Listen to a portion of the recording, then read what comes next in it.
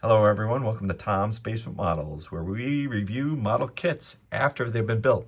It's not just an unboxing, it's a discussion post-build. And today we're talking about the Hasegawa F-8 Crusader 148 scale.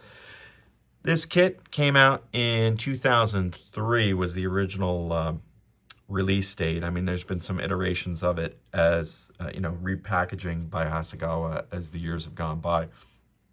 It's one of the more accurate kits as far as shape goes with the aircraft. Monogram has a kit out.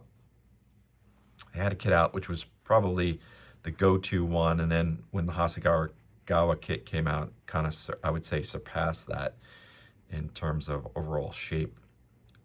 Few things to take note of when you build, and we're going to point these out here. One of them, which has been talked about on other reviews of the kit, some complaints about the recessed panel lines, not so much on the top of the kit and the fuselage, but on the underside of the fuselage. They're kind of faint. Now, I would say they really didn't bother me that much, because you're not going to, most people don't look under the underside of the kit, but if you're one of those people that it matters to you, you may have to rescribe on the bottom. Some of the lines are pretty faint. That's one point.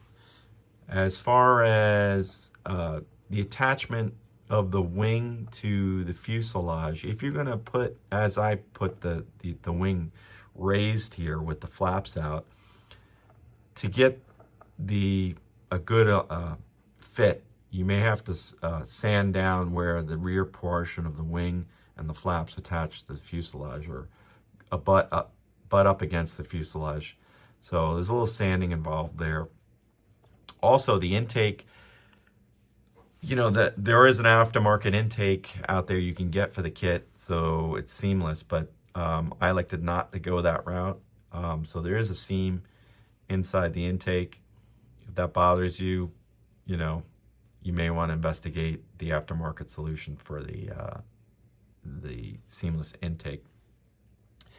Big thing that I noticed after I didn't have any, the kit does not come with any weapons. So I wanted to mount it with some AIM-9 Sidewinders. The Sidewinder racks that are part of the kit, I thought extended out too far.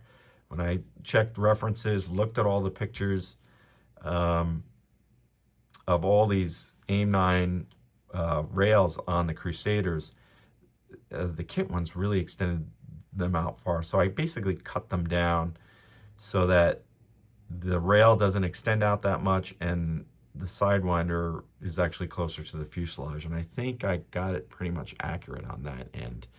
You take a look at the references on it when you build it, and you tell me how it looks, but I think that's a more accurate position. Another difficult part, dealing with the canopy. I used a mask. The rubber gasket that's simulated on the forward fuselage screen, it's yellow, so you have to do a kind of a two-phase painting where you paint the yellow first and then you got to paint the black over top. It can get a little convoluted and difficult in terms of, actually painting that portion. So it's a bit of a challenge. Other issues, the rear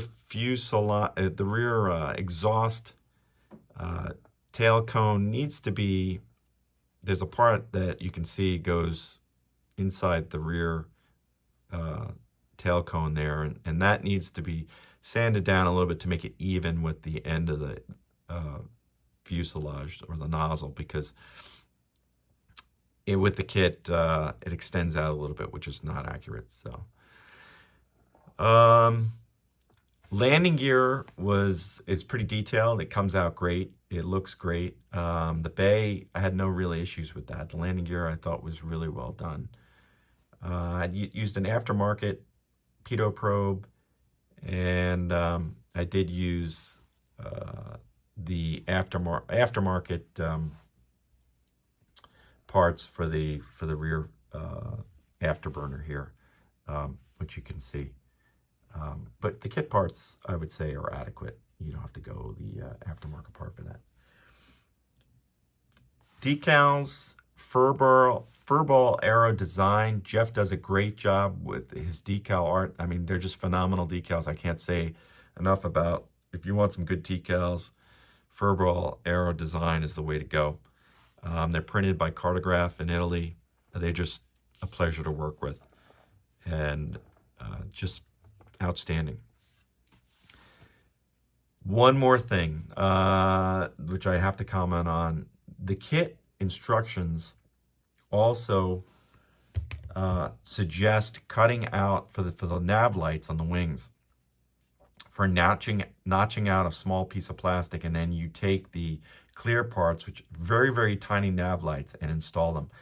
I would recommend not doing that unless you're really a good modeler, and you absolutely have to have that done, because it's a challenge to get those nav lights in there, the small clear parts. And you know, God bless you if you can do it, but I found it created a lot of unnecessary annoyance during the kit build process. This kit isn't a Tamiya F14. It's not a Tamiya F4. It's, you know, requires a little patience for the buildup, but when you get it done, it really looks nice. I'm really pleased that it's over and it's done and it's complete, and it was on my bucket list. I'm really enjoying it, and I can't wait to take it to a show. If you like my videos, you please like and subscribe. That helps me move up in the algorithm. Check out my other videos, and I appreciate you stopping by. Thanks again.